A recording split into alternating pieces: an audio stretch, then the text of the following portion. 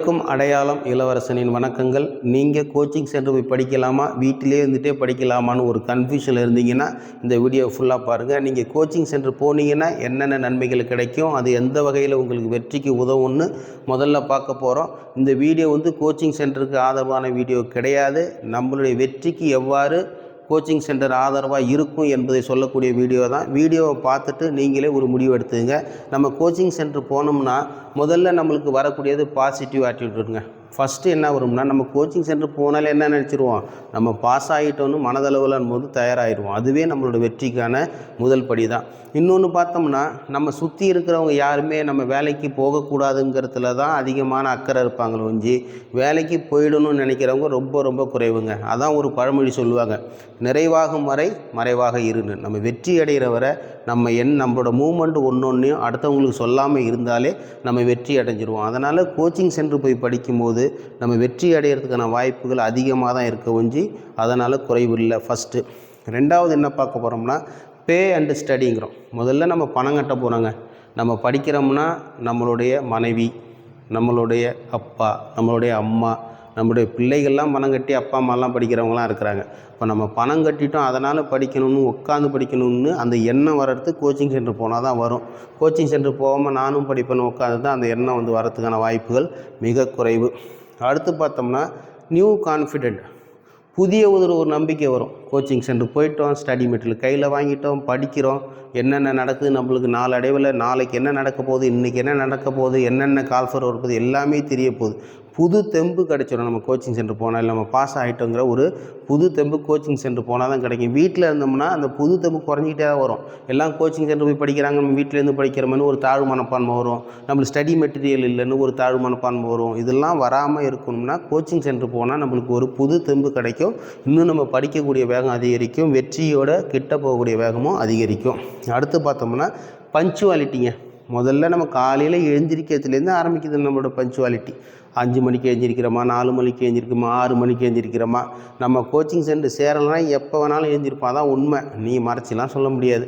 8 மணி, 9 மணி, 7 மணி எப்போ வேணாலும் எழுந்திரிக்கலாம். ஆனால் கோச்சிங் சென்டர் போனோம்னா காலையிலே எழுந்திரிச்சு கோச்சிங் சென்டர் 9 மணிக்கெலாம் போகணுன்னு காலையில் எழுந்திரிச்சி சமையல் வேலையை செய்யக்கூடிய வேலையாக இருந்தாலும் சரி, காலையில் எழுந்திரிச்சி நம்மளுக்கு என்னென்ன வேலைகள் இருக்கோ அதெல்லாம் செஞ்சுட்டு கோச்சிங் சென்டருக்கு நம்ம எப்படி போகணும் அதுக்கு ஆயத்தமாகுவோம். அதனால் முக்கியமாக பஞ்சுவாலிட்டி நம்மள்ட்ட வந்துடுங்க.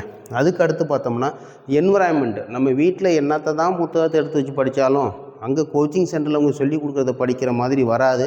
இன்னொன்று, கோச்சிங் சென்டரில் அந்த படிக்கக்கூடிய எண்ணங்கள் வரும். அங்கே போனால் வெறும் புத்தகங்களாக இருக்கும், வெறும் படித்த நபர்களாக இருப்பாங்க. அவங்க ஒவ்வொருத்தரும் படித்த நபர்கள் கிடையாது. ஒவ்வொருத்தரும் 10 புத்தகத்துக்கு சமம், அவ்வளோ நாலேஜ் அவங்கள்ட்ட இருக்கும். அதனால் அந்த என்விரான்மெண்ட் எங்கே கிடைக்கும்னா கோச்சிங் சென்டர் போனால் தான் கிடைக்கும். நம்ம வீட்டில் இருந்தால் கிடைக்காத வாய்ப்புகள் மிக குறைவு.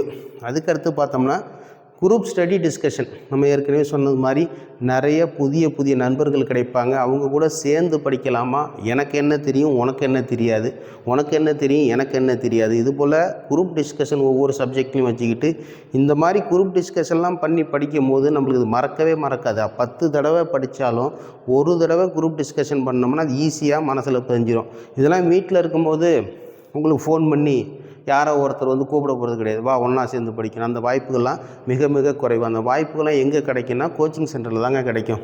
அதுக்கடுத்து பார்த்தோம்னா ஸ்டடி மெட்டீரியல். நம்மளுக்கு இருக்கக்கூடிய அந்த 10 யூனிட் ஸ்டடி மெட்டீரியல் இருக்குன்னா கிடையாது. இன்னொன்று, நம்ம தேடி பார்ப்போம், நெட்டில் தேடினாலும் எங்கே தேடினாலும் நம்மளுக்கு அந்த ஸ்டடி மெட்டீரியல் கிடைக்காது. ஆனால் கோச்சிங் சென்டரில் நம்ம பணம் கட்டி படிக்கிறோம். நம்ம பணம் கட்டும்போது அந்த கோச்சிங் சென்டருக்காரவங்க நமக்கு ஸ்டடி மெட்டீரியல் கொடுத்தே ஆகும். அப்போ அவங்க நிறைய என்ன பண்ணுவாங்க, சோர்ஸ் தேடி நம்மளுக்கு 10 யூனிட்டும் ஸ்டடி மெட்டீரியல் கொடுப்பாங்க. அதனால் நம்மளுக்கு நம்ம ஸ்டடி மெட்டீரியல் தேடக்கூடிய டைமை அவங்க சேவ் பண்ணி கொடுப்பாங்க, நம்ம ஈஸியாக படிச்சிடலாம். அதுக்கப்புறமா டெஸ்ட்டு முக்கியமானதுங்க. அவங்க அடிக்கடி வீக்லி டெஸ்ட்டு, மந்த்லி டெஸ்ட்டு, இந்த மாதிரி டெஸ்ட்டு நிறைய கொடுக்க நம்மளுக்கு இருக்கக்கூடிய நாலேஜ் மறக்காது. திரும்ப அந்த டெஸ்ட்டு போட நம்ம தேர்வில் செய்யக்கூடிய தவறுகள் கொஞ்சம் கொஞ்சமாக குறையும். ஒவ்வொரு மார்க்கும் அதிகரிக்கும். வெற்றியை நோக்கி போயிட்டுருக்க மார்க்கெலாம் இந்த டெஸ்ட்டு முக்கியமாக உதவும். அதுக்கடுத்து அப்டேட். நாளைக்கு என்ன கால்ஃபர் வரப்போகுது, டிஎன்பிசியில் என்ன கால்ஃபர் வரப்போகுது, டிஆர்பியில் என்ன கால்ஃபர் வரப்போகுது, ஆர்ஆர்பியில் என்ன கால்ஃபர் வரப்போகுது, பேங்கிங்கில் என்ன கால்ஃபர் வரப்போகுது, எல்லாமே கோச்சிங் சென்டர் மூலமாக தான் தெரியும். கோச்சிங் சென்டரில் நம்ம சந்திக்கக்கூடிய ஒவ்வொரு நபர்களும் ஒவ்வொரு கோச்சிங் சென்டர் மாதிரி பல விஷயங்களை கொண்டு வராங்க. அதனால் அதுக்கு கோச்சிங் சென்டர் உதவுன்னு சொல்லலாம். அதுக்கடுத்து டு நோ த ஃபேக்ட். அதாவது நம்ம வீட்டுக்குள்ளேயே உட்காந்துருந்தோம்னு ஒன்றுமே தெரியாது. இத்தனை போஸ்டிங் வருது, இப்படி படிச்சிடலாம், அப்படி படிச்சிடலாம், வேலைக்கு போயிடலாம் அப்படின்னு சொல்லிக்கிட்டு தான் இருக்கலாம். கொஞ்சம் வெளியில் போய் வெளி உலகத்தை பார்த்தாலும் ஆகா இத்தனை போஸ்டிங் இருக்குது, இவ்வளோ பேர் படிக்கிறாங்களா, அப்போ நம்ம படிப்போட வேகம் எப்படி இருக்கணும், இன்னும் கூட்டணுமா குறைக்கணுமா, நம்ம சோர்ஸ் என்ன இருக்குது, இன்னும் என்ன விதமான சோர்ஸ்லாம் தேடணும், எல்லாமே வெளியில் போனால் தாங்க தெரியும். இந்த 10 வழிமுறைகளும் கோச்சிங் சென்டர் போனால் ஈஸியாக கிடைக்கும். கோச்சிங் சென்டருக்கு ஆதரவாக பேசலை, இருந்தாலுமே நம்ம வெற்றிக்கு கோச்சிங் சென்டர் போனால் இன்றைக்கி உதவும். ஏன் அப்படி சொல்கிறோம்னா, இன்றைக்கி போட்டியாளர்கள் அதிகமாயிட்டாங்க, வேலை வாய்ப்பு குறைவாயிடுச்சு. அப்போ அந்த சமயத்தில் நம்ம அதற்கான முயற்சிகளை அதிகப்படுத்தினா தான் நம்ம வெற்றிக்கிட்ட போக முடியும். உண்மையாகவே நீங்கள் கொஞ்சம் பணத்தை செலவு பண்ணி படிக்கிறதுல தப்பு இல்லை. இந்த வீடியோ பார்த்துட்டு நீங்களும் ஒரு நல்ல கோச்சிங் சென்டரில் போய் ஜாயின் பண்ணாலும் சரி, இதெல்லாம் நீங்கள் பர்சனலே செய்வேன்னா ஓகே. நன்றி.